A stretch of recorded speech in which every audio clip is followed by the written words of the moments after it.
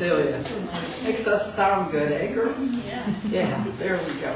Okay, this is the day that God has given us. Let us rejoice and be glad that we're in it. We're so glad that you've got the online people who watch us each week. We do hear from them from time to time. I think we're getting more online sometimes than we're getting in the chapel, but that's all right. And we also welcome all of you that got out this morning. Everybody is talking this morning about Christmas spirit.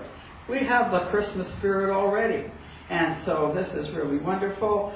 God loves you, so do we. Give your neighbor a hug. Say, I'm glad you're here. I'm glad you're here. I'm glad you're here. That's nice. Oh, thank you. Clear and really nice, but that's really easy. Okay, I'm glad you're here too.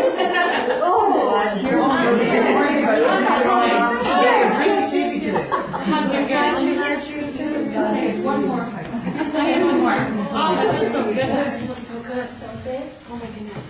That's great. Okay, I think you either. Oh my. Oh, we're still hugging. That's good. Yes. We got a good Christmas spirit going here this morning.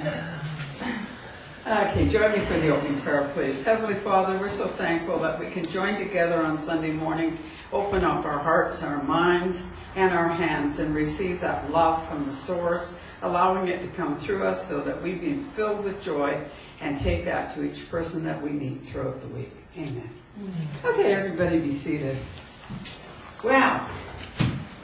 It was supposed to be Jeannie Martin, Reverend Jeannie Martin, and last week she gave me a phone call and said they had called her in to work, and she does work on the weekends. So they had a class this weekend instead of next weekend, so she said, could we switch? So don't forget to come next weekend because Jeannie Martin's going to be here. But anyway, you're going to have to put up with me. And chairing for me today is Katherine Fahlman, one of our favorite people. Whether she's chairing or speaking, Katherine is one that people love to come out and listen to. So I'm just going to turn the mic over to Katherine. There you go, Katherine. Thank you, Barbara. All right. Well, you know, it started to be so rainy this morning, and I was wondering, wow, who wants to venture out in this? And then all of a sudden, boom, the sun came out. So I feel like you can never really think about your day and be 100% sure. And so I think everyone should wake up in the morning and be open to whatever the universe brings to you for that day. Anyways,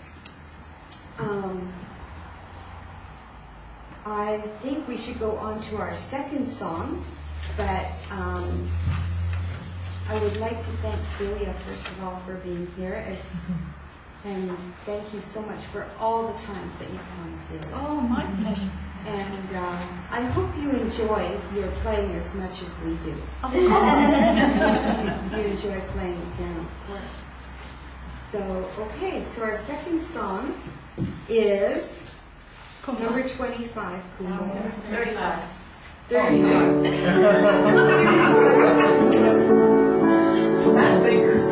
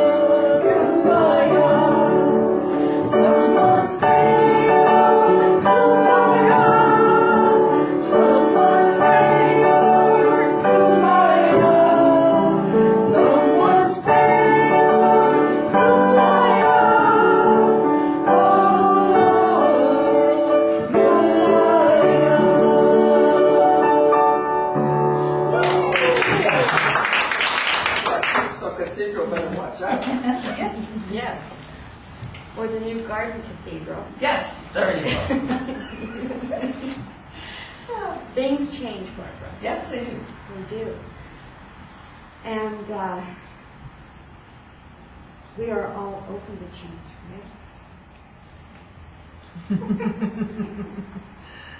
I must confess that I have had to learn to adapt to change. And it makes things much easier. And I just say, okay, here we go again, and just figure out how I'm going to do it and when I'm going to do it. But I'm much better than I used to be. So, as you know, this chapel is going through changes as well. And I want to say, first of all, though, that I love being on this journey. Oh, thank you. Yes. And I know there will be more talks like this in the next few coming weeks.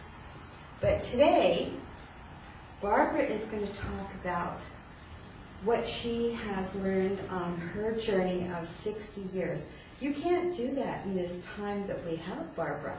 Well, we'll try to the highlights. The highlights, Yeah. for sure. Yeah. Because definitely 60 years is a long time to be on a journey of inspiration and spirit and learning.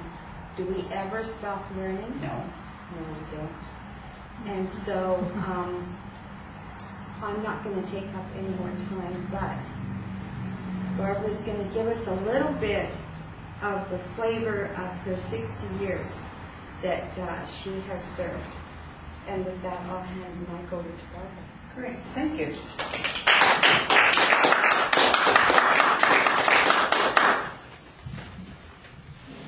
In actual fact, it's 79 years, I guess I've been on the earth plane, and so the spirituality probably started way back. 79 years ago, I was a very sensitive child, and I was also a hard child to raise, I think. I must have, the first 5 years particularly, give my mom and dad heart attacks sometimes, because my mom would put me down for a nap, and we lived in Toronto, and we were on the second floor of a house, and there was a roof over the veranda that went down like this. And I would sneak out the window and sit out there and watch the people outside while I was supposed to be having my nap. And when I felt it was about time for her to discover me, I would go back in, and I would get back into the on Chesterfield where I was supposed to be having a nap, and she would come in and I would be nicely pretending to be asleep. So the nap didn't really happen a few days. However, as time went on, I didn't really understand the things I seen in my room when I was young. Say, my mom, leave the door open, leave the door open. I don't want the room to be dark. There's just things in there. There's no things in your room, she'd say. But she'd leave the door open a crack so that I would go off to sleep, and then that would be fine. But what would happen in the room, it would go opposite to a shadow, if you understand what I mean. It would be like the room was dark and things would lighten up. It would be like a light-colored shadow of movement that would go on in the room, and of course not knowing what it was. And it wasn't until I was 17, which by the way is actually 62 years ago now, that I came in contact with a lady who was one of the best teacup readers that I had ever seen in my life. And I had not had exposure to that type of thing before. Now, I didn't connect, I have to tell you, I didn't connect teacup reading to mediumship in my mind. Otherwise, probably I would have never gotten into teacup reading, never got to where I am now, because I was so afraid of anything that was dead that it was just unbelievable. And I was so afraid of death even as a young child. So anyway, this lady was capable of being able to, at 17, sit down, and she would go out for tea with us after her job was over. We were coming into work. And she was a night cleaner, so she would go for tea with us, and she would read our teacups. And the things that she would tell were fantastic. Just absolutely no way she could have possibly known these things. So I said to her with my curious mind that I had, Mabel, how do you do this? She said, well, you just look at the leaves and they will form pictures. So I went home. Of course, we all, Celia will tell you, when we were younger, you didn't use tea bags. No. No, tea bags were not That's right. how you drank tea. So we would have loose tea. So all my friends and my cousins, everything would have loose tea. And I would look across the way and I would see the cup and I would pick it up. And after a few questions to my friend Mabel about, well, what does this mean? What does that mean? I realized it's what it means to me. So I started to read. Well, I would do fine, and when it was fun, and maybe if Katherine had come for a reading, and I'd say, oh, Katherine, you're going to meet this guy and his initials are, DF, and he's going to just think you're the best thing since sliced bread, and he's going to ask you out on a date, and yeah, she'd say, and 3 weeks later, she'd meet this guy with the DF, and she would say, oh my goodness, and that was fun, right? You can imagine for a teenager that was fun. But when I would get something very serious, like I would see something of somebody's death in a cup, I would read around it. I would not talk, and today I still will not predict a death because that isn't something that's for you to do. And so anyway, I would read around it, but they would come back later. I would hear that their grandfather or whoever I had seen in there had passed away. And then I would throw my tea leaves out. Well, my husband had not seen me do readings until we'd been married, and somebody asked me to read the cup, and so he just stayed away from it. But every once in a while, he would drink tea if it was made with tea leaves. And every once in a while, I would have tea bags in the house, and my husband would say, what are we doing with tea bags? And I'd say, oh, those tea leaves make such a mess on the sink.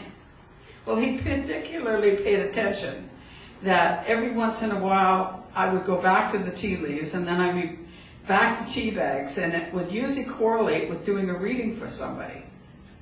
So he'd say, who scared you today? How come we're back on the tea bags? So then I would be not reading for a few months, and then I would look across and see, Carrie have her teacups in there, and I would see something and say, well, that's interesting, Carrie, can I read your teacup? And I would pick it up, and I'd be off and running again. So it wasn't actually until the highlight of, I went through a terrible time with it because sometimes people would say to me, and you've had this, I'm sure, you're working with the devil. That's devil's work. And I finally came to the conclusion after a few years that I can't be serving God and the devil both. So if I am telling people things that are making them happy and bringing them to God, because I was always spiritual, then how can God be getting, say, 1,500 people that I dealt with over a period of years and get their soul and their spirit, save them, so to speak, and the devil's only going to get my little spirit. There's not a real good trade-off for the devil here. So I'm kind of thinking this can't be, I can't be serving devil and God at the same time. So I said, I came to the conclusion then it's how you use your ability. Do you use it to manipulate, to tell people what they should do, take control of their life, or do you use it as a guidance for the person? Whether it is tea leaves, cards, or just straight mediumship. Do you stand on the rostrum and say to Doris, I have somebody here, and tell Doris what you think Doris should do, or do you tell Doris what the message is and let her decide what she's supposed to do with that? So it's how you use your abilities. Even Celia, beautiful artist, not only a beautiful pianist, but a beautiful artist. She paints beautiful pictures. There's two of them on the wall there, one over here. She could have chose to paint ugly things. She could have chose to put mean things in there, not pleasurable things in there. It's what you do with your abilities that really counts. So over the years I found that out. I also found out that some of the things it says in the Bible that you need to pay attention to. And one of the things it says in the Bible is do not cast your pearl before swine. And lots of times when I'm counseling, I will say that to somebody. And they kind of say, what the heck does that mean? Well, I'll tell you what it means. When you have something valuable in your life, you're a very loving, caring person, you're loyal, you are the type of person that helps other people, you give them a hand up, you do all the things that are going to be beneficial to that person. And you're in a relationship that you trust them, you love them, you give them of that. Then it's like seeding a garden. That is supposed to come back to you as well. The problem that I found out, though, over the years, that sometimes I'm casting my pearl before swine, means that I am taking those diamonds, those beautiful things that I have to give, and I'm not really allowing them to earn them, but they are taking them and trampling them under their feet, or they're drinking them up with the slop that's around them, and they are not appreciating what they're being given. And Kathy and I were just talking this morning because Kathy is studying to be a minister.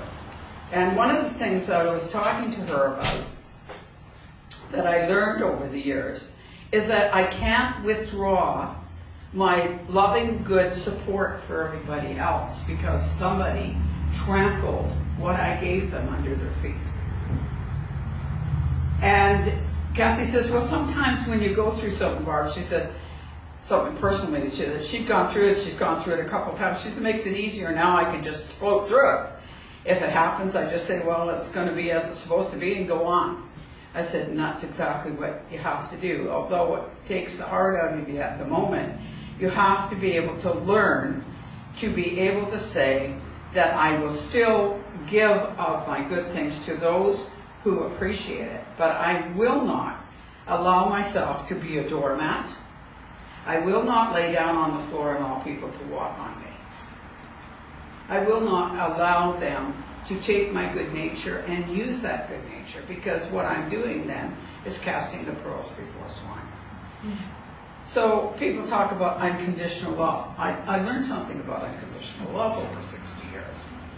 Unconditional love means that I go into a relationship, as I did with my husband, totally loving him, giving him my heart, giving him all that I can possibly give him, as far as loyalty and all the things that we promised. Because when I stood before that minister, the minister did not marry me, God did. And those vows were taken before God. So when you take a vow before God, you take that vow not lightly. So you say, I promise that I am going to honor this person. I am going to be kind and loving to this person. I'm going to look after him in health and in sickness or whatever the case may be. And I'm going to do the very best. But however, it does not say there anywhere that you need to take abuse and that you have to condone abuse. So there has to be an expectation. When you plant your garden, you've gone out there and you've dug it all up, Gary. You dug up all that backyard, you decide I'm going to put some really nice garden in there, you raked it, you got it all nicely, and you seeded it. You seeded that with expectation that those seeds are going to produce what you put in there. I read the package that said peas. I read the package that said corn. I read the package that said what? Asparagus. And I know asparagus is going to take 3 years, so I get it over the other side. I'm going to have to do a little bit more work with that, but when it does come up, I'm going to be able to harvest it again and again. So there's investment. And there's investment in the work that goes there. But I still have expectation that that investment is going to bring back what I'm putting in there. If I put peas in, I'm expecting peas. If I put loyalty in, I'm expecting loyalty back. If I'm putting trust in, I'm expecting trust back. I'm not expecting to be in a relationship with somebody who that every time I go to the corner stores, where you been, who you been with, how come you were 10 minutes longer than it took you to go to the store. That's not trust. So if I'm trusting that the person I'm in a relationship, I trust that what they said to me before God, that they meant, then I have to put that investment in there. And I trust that it's like the seeds of the corn. I put it in. I got 3 cobs of corn.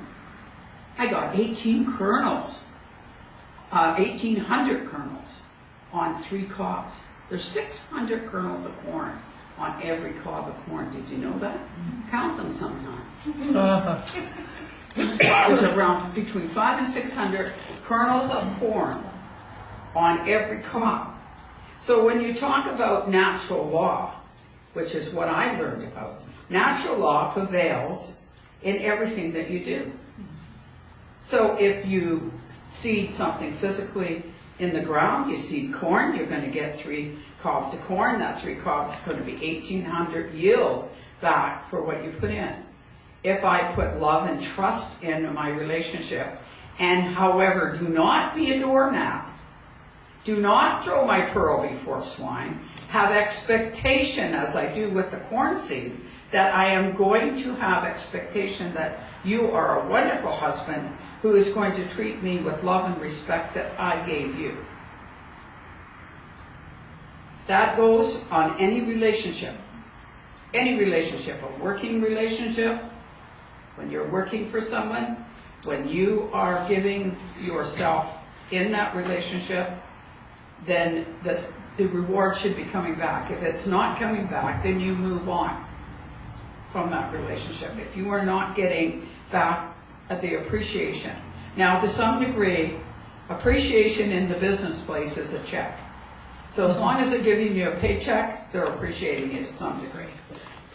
But for the people that do the little extra mile, and I know for a fact the temperament of some of the people we have in this chapel, and I know they do the little extra mile. They stay the little extra hours, or they make the extra phone calls, or they give a little extra promotion for their company, even though, you know, that company isn't paying them to do so.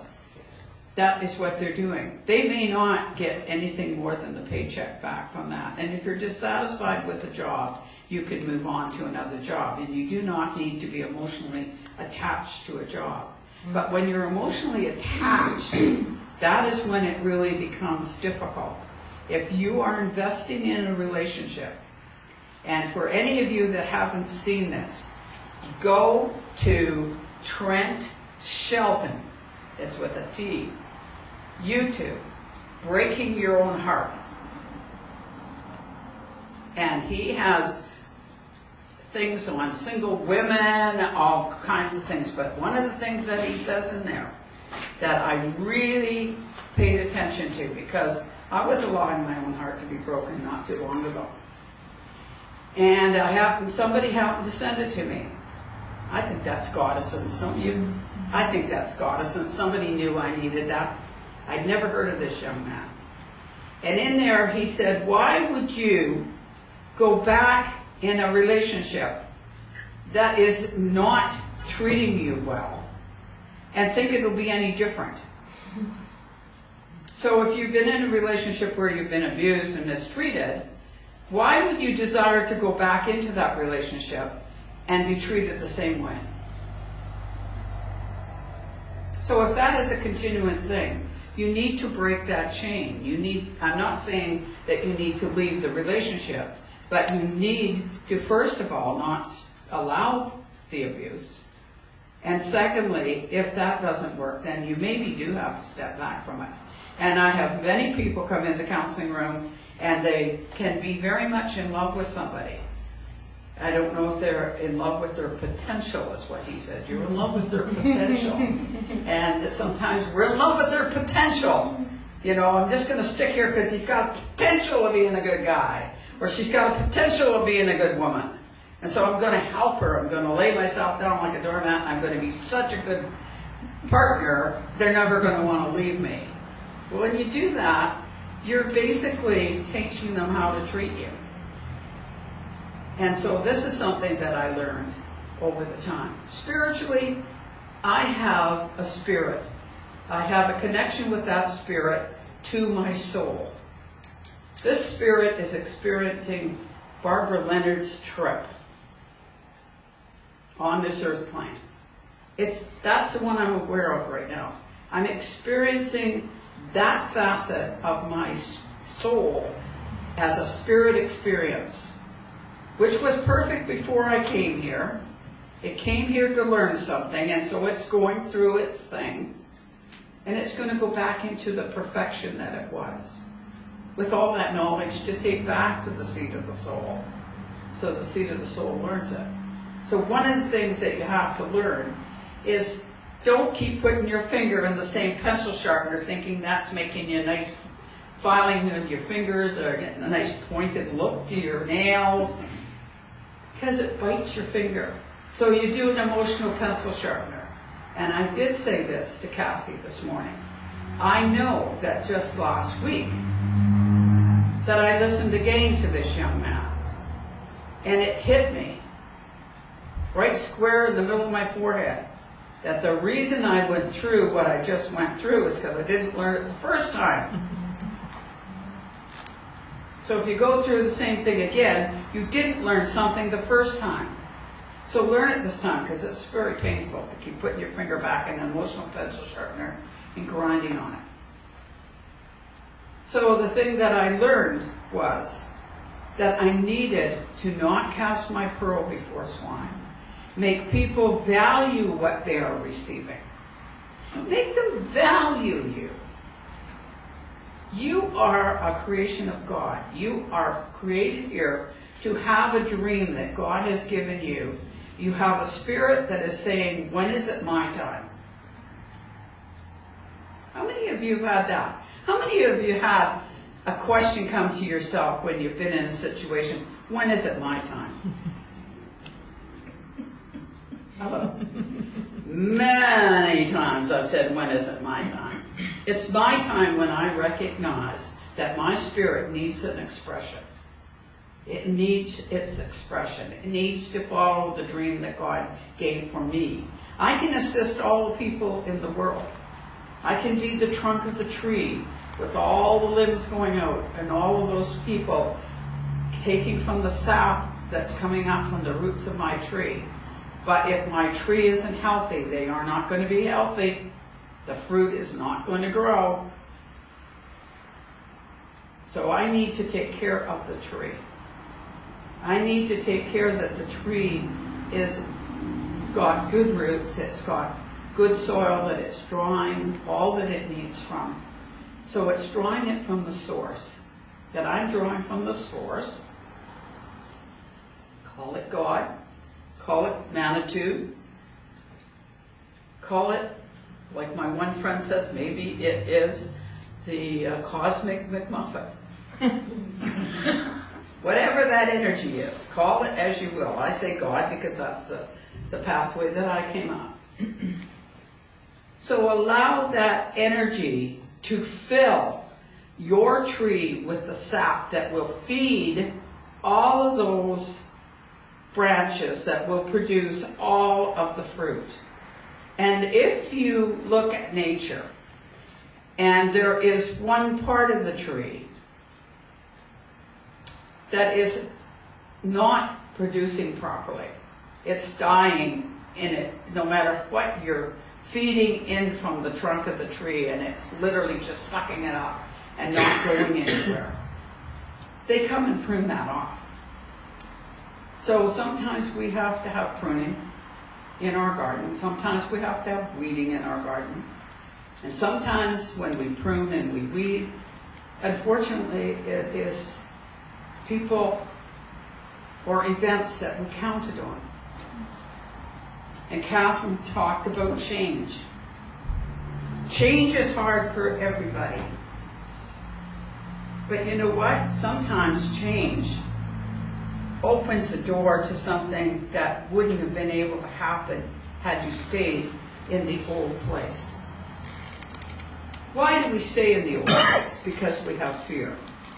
I will tell you something, you will never get your dream. The dream that you have at the moment, you will never get that inside your comfort zone. There's a fellow in the States as a minister. He said he has an 18-road highway going from the center of of his, where the safety post is, to the edge of his comfort zone before he managed to push himself out of that comfort zone to acquire the things that he needed to do to be all that he can be. So, push ahead. Don't be fearful. And don't be fear of loss. Because where something is gone, God always puts something else in its place. Thank you.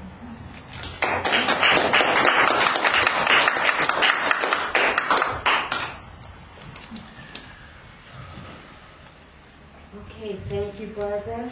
I learned something. Yep, 18-lane highway. Yeah.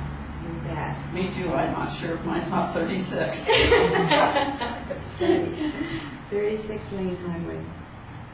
Yes, from your comfort zone to your dream. And that's what we have to look at and learn to drive. Learn to drive down that highway. And it's always a continuous learning experience. Okay, well, so that was just one thing that you touched on in that time, Barbara. Thank you. It wasn't 60 years. That I'm sure there's tons more. Yeah, well, we could do a series. We could do a series. We'll do a series, 60 years with Barbara. There you go. Yes, okay. And so are we doing a Karen share today? Anybody here would like to care or share? That would be fun. I will. Oh, wonderful. Celia is our magic piano player, but she makes us sound so And good. she's no speaker. It's exactly what Barbara was talking about. It came back to me so forcibly. To go back to my own life, I went through a very difficult marriage. And originally, as you people all have a job, when you grow up, you leave school and you have a job. I didn't. I transferred from father to husband. I never had to earn my living in my life. So when it came to the fact that I had to leave my first husband, it was very frightening because I didn't know what I was going to do. And I went to different shops where I could get a minimum wage, $2 an hour, I think it was at that time. And all the time, even if they offered me the job, I knew I couldn't take it because it was using precious daylight hours when I could be painting or doing something interesting. And at this time, everywhere I looked, it was Christmas time, I think, because I heard the Queen's speech on Christmas Day. And she said, you must always use your talents. And then there was a Russian philosopher called Bronovsky. And there were big billboards all over the West End where I was living. You must use your talents. Everywhere I looked, I saw this, and I thought, well, so be it. So by this time, I was on my own. So I started to teach painting, and I went to the school board, Saturday morning workshops I gave, and I started to teach through the community centres, the seniors and the younger ones as well. And then I started going to the galleries, and finally I went to the Harrison Gallery in Vancouver, and he took my stuff, and from then on it was beyond my wildest dreams. I had my first exhibition after 6 months, and I had painted 59 paintings, and they sold 51. Wow. I went into shock. It was just amazing. And from then on, it was just amazing. So that's my story. Wow. It's exactly what Barbara was saying.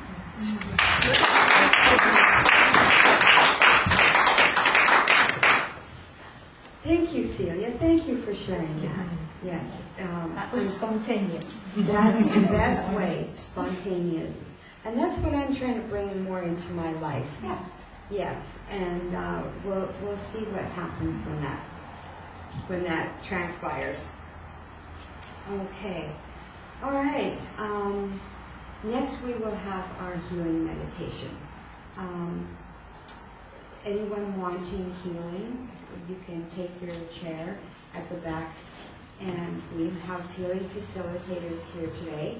We will pair up with anyone needing that healing energy. All right, so if anybody's wanting to, you can head out now.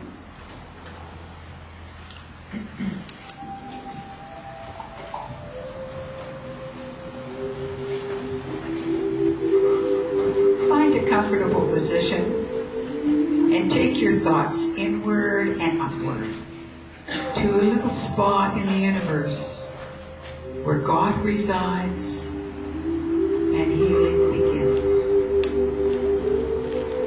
Allow the energy to move through the tips of your toes, moving upwards, swirling round and round the body, and allow it to come up through the top of the head and flow over the body like a gentle summer rain.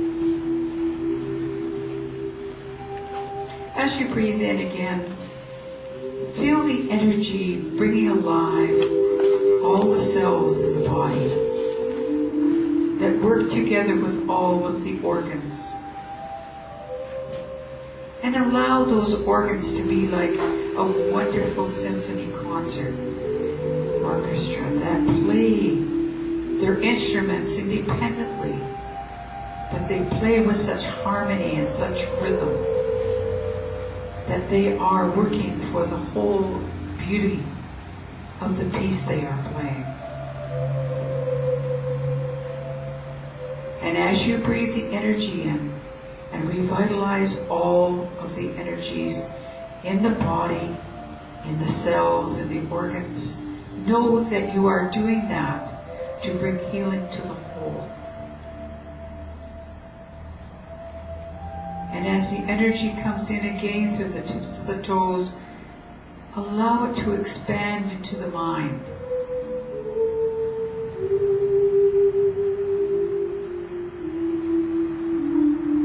Let the mind open and be receptive. Let the mind be positive and be healthy, so that it may touch the dreams, the ideas that God has to make you all that you can be.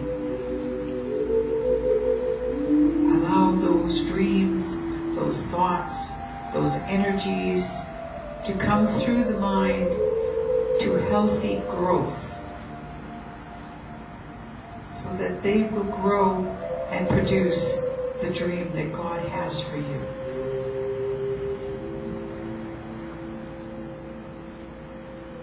Breathing in again, allow yourself to come in touch with the Spirit, that part of yourself that is always perfect. And allow the Spirit to communicate to the mind and the body what it needs for this journey that it is having in this physical existence.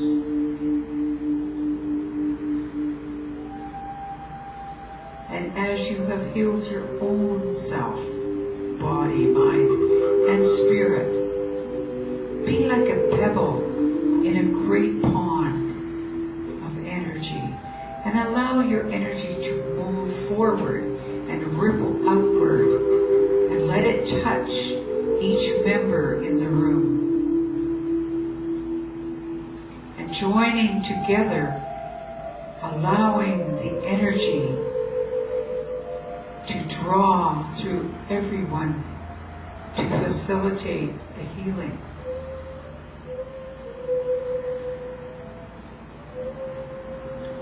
Taking a deep breath now, think about outside of this room, into the community of your family,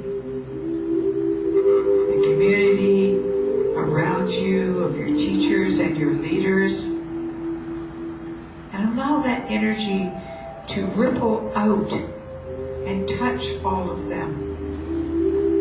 so that they too may experience the wonderful healing, the wonderful peace.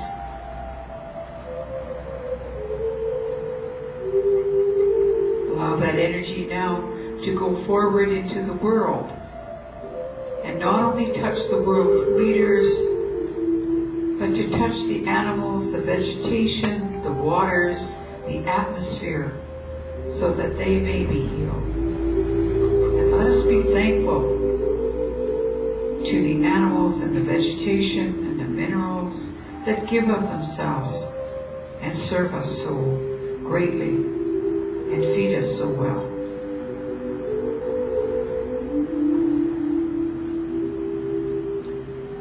Allow us now to reach out into the universe, into other parts of the universe that we are not familiar with, for many mansions in God's world that we are not aware of every room in every mansion. But we send love and we send caring, for God promises us that love and healing is never ending. And all we need to do is ask. And the energy will follow the intention of the thought. And the healing will begin.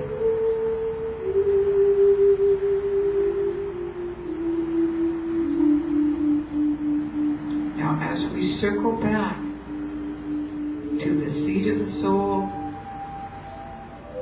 take a few moments just to sit quietly before you come back to your everyday workaday world, to enjoy the tranquility and the peace of the healing area of your garden, the inner garden of healing.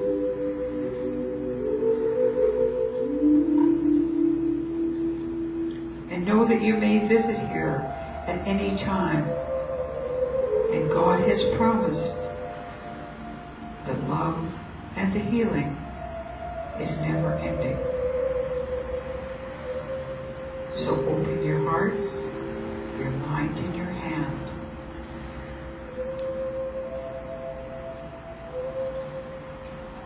God bless you, and He sends His angels to keep after you.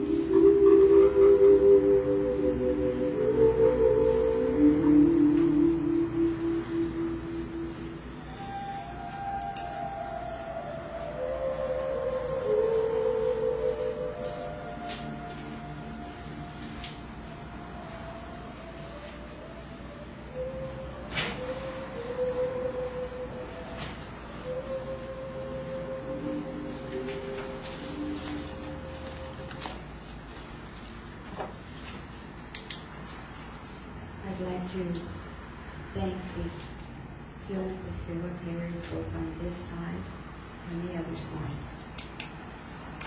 And I'd just want to mention that thought is energy. And each day, facilitators ask for healing for those in need.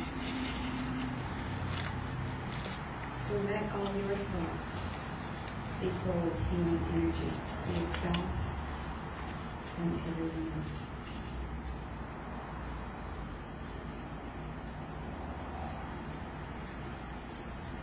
Okay. Anyone that's back with us now, I will carry on. And so what I'd like to go to next is announcements. Yes. And the first thing I noticed when I walked in the door was our penny bottle. I think that was Kathy's little baby. She initiated that. And so you know that, have you noticed in your wallet you don't get many pennies anymore? So anyways, all those pennies that you find around that are dropped from heaven, I've been finding dimes lately. Anyone else been finding pennies, dimes? Yes. Yes. Now that's interesting. I don't know what the difference is, but they're all a message from heaven, don't you think? They're all messages from I think so too. Anyway, so let's put all our pennies and dimes and quarters and whatever you have into our bottle and send all those messages to people that will eventually receive it in need.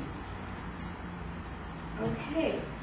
And along with that, we also have our Christmas donations starting now. Yeah. And so we're going to have a box? Yeah, we have a green box underneath the table Okay. to collect that, and the bottle over there will collect the money for the family that we're going to support. Okay. Yeah. And so we're looking for the box, just food items or Yeah, the non-perishable. non-perishable And watch food your items dates on them, because they won't take them at the food bank if they're expired. Okay. So if you're cleaning out your cupboard, and I must say I do that as well, just make sure the expiry date is still good. I would like to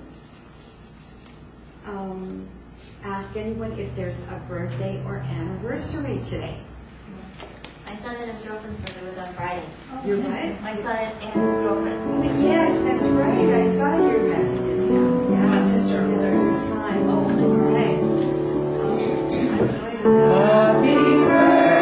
Happy birthday, we love you. Happy birthday, and may all your dreams come true. When you hold the candles, one light stays aglow. It's the love light in your eyes wherever you go.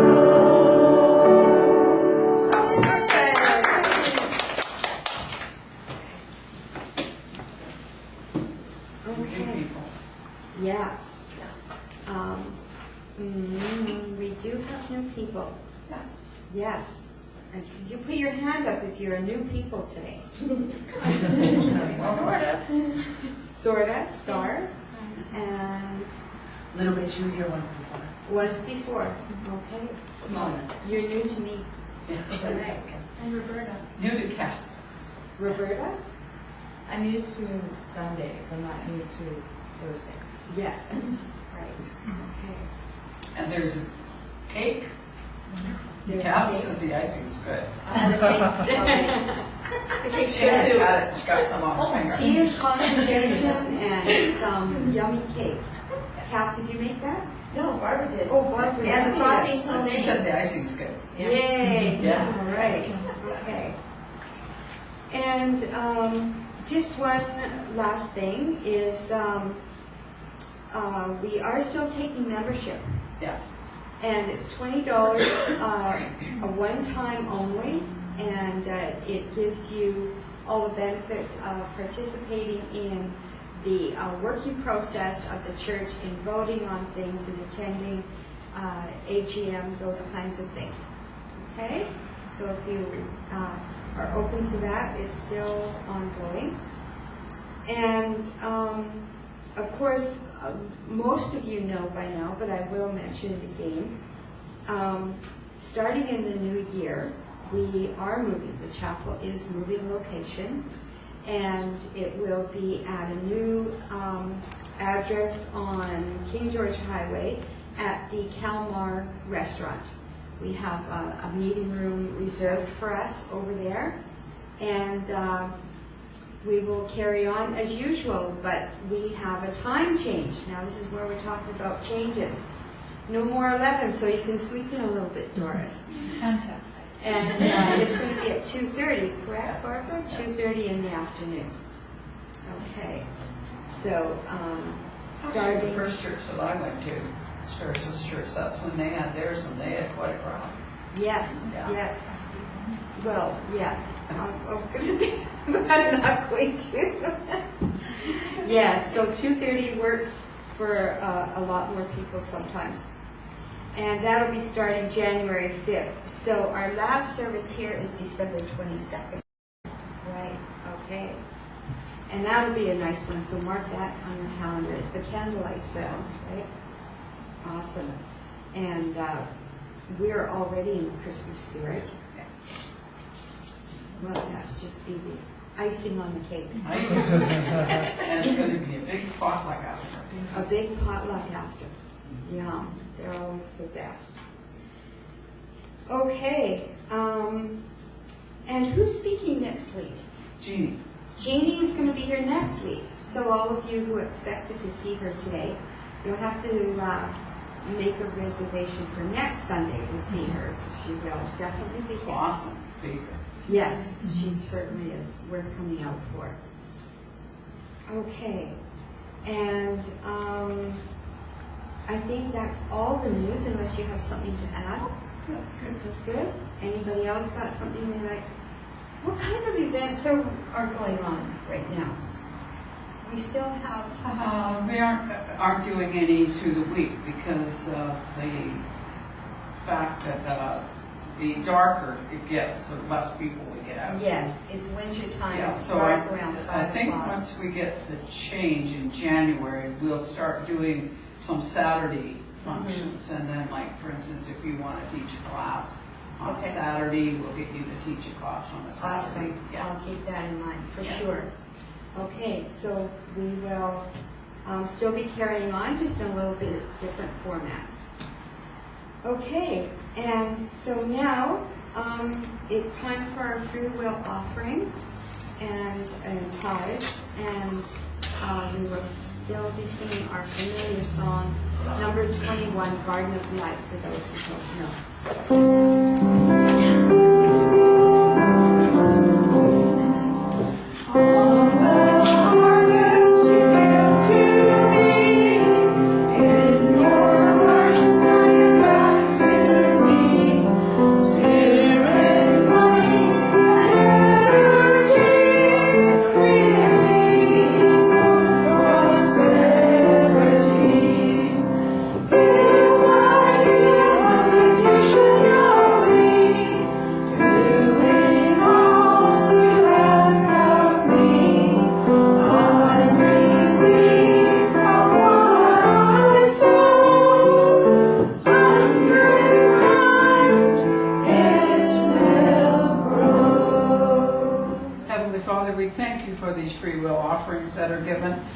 That we are guided to use it for the highest and the best of the community at large. Amen.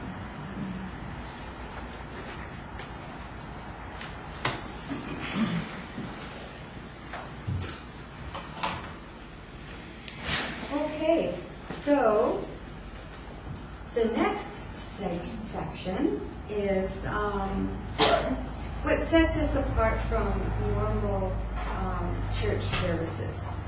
And we are still carrying on this service that we provide of mediumship. And like Barbara mentioned in her talk about bringing in mediumship and how important it can be to people. And you can do mediumship with many different kinds of tools. Yeah. And Barbara was talking about tea leaf reading. Well, definitely that's something I do as well. And for me, though, whenever someone or a loved one wants to pop in, well, they pop in. They get the floor. So let's see who gets the floor today. Exactly. Okay, thank you. So Barbara and I will be doing that. Yeah. Do you want to start? You can go ahead. You want me to start? Go for it. Okay. The good part about this, then, we can probably cover everybody. Of course, anyway. She's gone. that on purpose?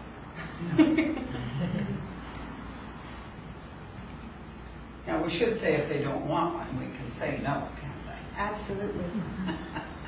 Maybe that's why she's hiding in the bathroom? No. Okay. I still want to come to this side of the room. And Star, I want to come to you. I'm seeing a lady in spirit with you today. And I feel this lady was relative to you. And I'm not feeling like it was not mother's generation, but one more generation back. Okay. And she's very lovely. And she was so graceful. Do you understand the person I'm talking about? I have a sense of who I believe it is, yeah. Okay. Yeah. And I don't want to say she put on airs, but just her grace and the way her mannerisms, just, it happened that way. Do you understand? Yes. And some people have a natural way about them. It didn't matter whether she was serving tea or she was welcoming someone, or she could also talk to anybody. Do you understand? So it didn't matter what their station in life was.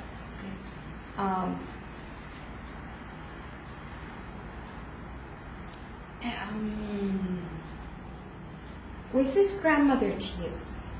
Yeah, Or I feel grandmother's like my sister? grandmother. I feel like that's who's Yes. with me today. Yes. And I was 2 when she passed away, so I feel like you're teaching me something about her. Oh, okay. So that's what I'm receiving. All right. Well then,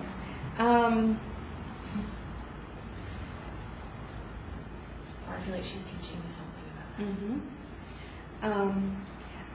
the one thing I would say is that gracefulness, and I would like to say this, is that I feel has passed down to you as well. I'm feeling your energy, and it is very similar to hers. I want to say the ability, just your manners, your character, and you like entertaining. Yes, and I feel that is another similarity as well. Graciousness is the what I'm getting. So, what I'm wanting to pass on to you is that when you are doing something, and I'm getting finer things. She liked the finer things in life. You know, she may not have had too many of them, but that was her. That was her. And you have something of hers. Yeah. Yes.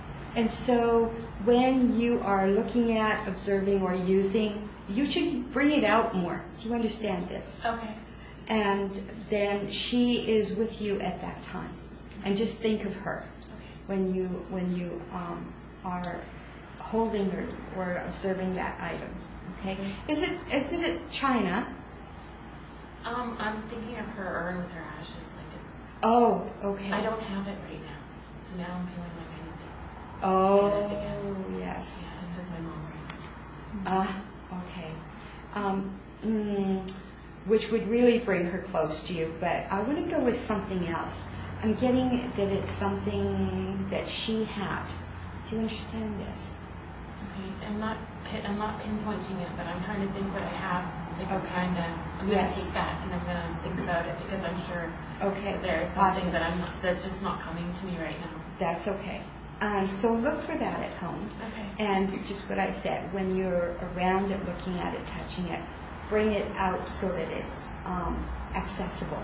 Okay. Yeah, I have all these keepsake boxes and I don't know exactly what's in it. Ah, Tons of stuff, so I think Yeah. it's time to open it up. yes, it Yeah. is. Yes. Okay.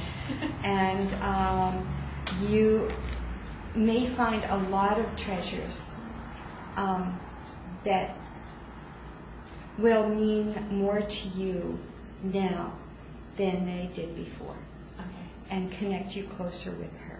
Anyways, Thank you. the graciousness is the similarity. I'll leave that with you. Okay. Thank you.